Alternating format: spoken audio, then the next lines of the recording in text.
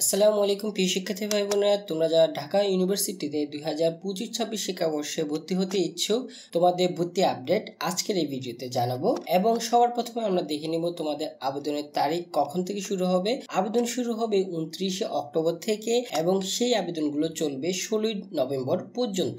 এবং তোমাদের ভর্তি পরীক্ষার তারিখ নির্ধারণ করা হয়েছে 28 নভেম্বর থেকে 20 ডিসেম্বর এবং ভর্তি ফি নির্ধারণ করা হয়েছে 1050 টাকা প্রতি ইউনিটের জন্য। এবং তোমাদের কি যোগ্যতা থাকা লাগবে? সাধারণভাবে তোমাদের এসএসসি 2020 থেকে 23 মধ্যে যারা পাশ করেছো, তবে এইচএসসি শুধুমাত্র 2025 যারা রয়েছে তোমরা আবেদন করতে পারবে। এবার আমরা একটু দেখে নিব তোমাদের ভর্তি পরীক্ষা কেন্দ্র কোথায় হবে, কখন কোন ইউনিটে পরীক্ষা হবে।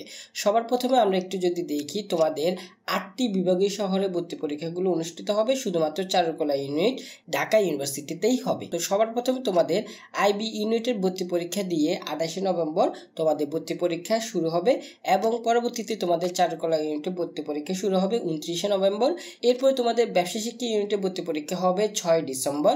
এরপরে তোমাদের কলা ইউনিটে ভর্তি পরীক্ষা হবে 13 ডিসেম্বর এবং সর্বশেষ তোমাদের বিজ্ঞান ইউনিটের ভর্তি পরীক্ষা হবে 20 ডিসেম্বর এবং প্রত্যেক পরীক্ষায় সকাল 11 থেকে 12:30 পর্যন্ত চলবে। এরপরে চলো আমরা এখন দেখে নিই তোমাদের প্রতিটি ইউনিট ভিত্তিক যোগ্যতা কি কি লাগবে।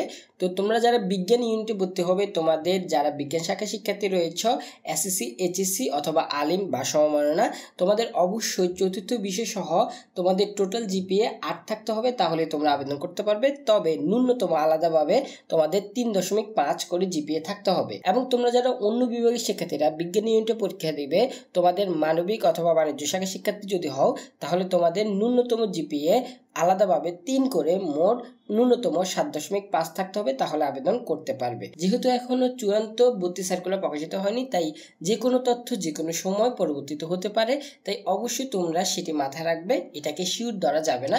আমাদের হাতে তথ্য থাকা অনুসারে আমরা এখানে তোমাদেরকে সেই তথ্যগুলো দিচ্ছি। এরপরে হলো তোমাদের যারা কলা ইউনিটের ভর্তি পরীক্ষা দিবে, তোমাদের অবশ্যই মানবিক বিভাগের শিক্ষার্থীরা এখানে মূলত পরীক্ষা দিবে। তোমাদের ন্যূনতম জিপিএ আলাদাভাবে 3 করে 7.5 থাকলে আবেদন করতে পারবে। এবং তোমরা যারা বিজ্ঞান শাখার শিক্ষার্থী, সেক্ষেত্রে তোমাদের ন্যূনতম আলাদাভাবে 3.5 করে মোট 8 থাকলে আবেদন করতে পারবে। এবং বাণিজ্য শাখার শিক্ষার্থীদের ক্ষেত্রে তোমাদের ন্যূনতম 3 করে তোমাদের 7.5 যদি থাকে টোটাল, তাহলে আবেদন করতে পারবে। এরপরে হলো ব্যবসা শাখা ইউনিট, যেটি সেখানে তোমরা মূলত বাণিজ্য বিভাগের শিক্ষার্থীরা আবেদন করবে। সেখানে তোমাদের ন্যূনতম 3 করে আলাদাভাবে টোটাল তোমাদের 7.5 থাকতে হবে, তাহলে আবেদন করতে পারবে। এবং বিজ্ঞান শাখার শিক্ষার্থীরা যদি এই ইউনিটে ভর্তি হতে চাও, তাহলে তোমাদেরকে অবশ্যই ন্যূনতম 3.5 করে টোটাল 8 থাকতে হবে।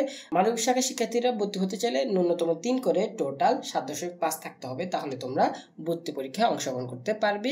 এরপরে হলো চারুকলা ইউনিটে তোমরা যারা আবেদন করতে চাও, তোমরা যে কোনো বিভাগের শিক্ষার্থীরা এখানে আবেদন করতে পারবে। ন্যূনতম 3 করে তোমাদের যদি 6.5 থাকে টোটাল, তাহলে আবেদন করতে পারবে। এরপরে চলো তোমাদের পরীক্ষার মানবন্টনটা একটু দেখে নিই। মোট 100 নম্বরের পরীক্ষা হবে, যেখানে এমসিকিউ থাকবে 60 নম্বরে এবং লিখিত থাকবে 40 নম্বরের। মোট 1 ঘন্টা 30 মিনিটের মধ্যে তোমাদেরকে এই পরীক্ষাটি দিতে হবে। এবং এমসিকিউর জন্য আলাদাভাবে 45 মিনিট, লিখিতের জন্য আলাদাভাবে 45 মিনিট সময় থাকবে। এবং তোমরা যারা বিজ্ঞান ইউনিটের শিক্ষার্থী, তোমরা 60 নম্বরের যে পরীক্ষা দিবে এমসিকিউ, তার জন্য 45 মিনিট এবং লিখিতের জন্য 45 মিনিট পাবে 40 নম্বরের পরীক্ষা দেওয়ার জন্য। এবং চারুকলা ইউনিটে তোমরা সাধারণ জ্ঞানের উপর 40 নম্বরের একটি এমসিকিউ পরীক্ষা দিবে, 30 মিনিট সময় সেখানে। এবং লিখিতের জন্য, অর্থাৎ সেখানে অঙ্কন করতে হবে, সেখানে তোমাদেরকে 60 নম্বরের পরীক্ষা দিতে হবে, 60 মিনিট সময় বরাদ্দ দেওয়া হয়েছে। এরপরে তোমাদের জিপিএ ভিত্তিক নম্বর রয়েছে, সেখানে তোমাদের 20 নম্বর রয়েছে জিপিএ এর উপর।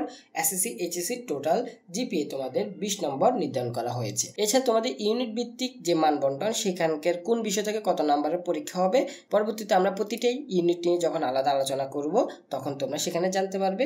আশা করি তোমরা বুঝতে পেরেছো। ভিডিওটি ভালো লাগলে লাইক দিতে ভুলবে না এবং চ্যানেলটি সাবস্ক্রাইব করে পরবর্তী ভিডিও পেতে আমাদের সঙ্গেই থাকো। আল্লাহ হাফেজ।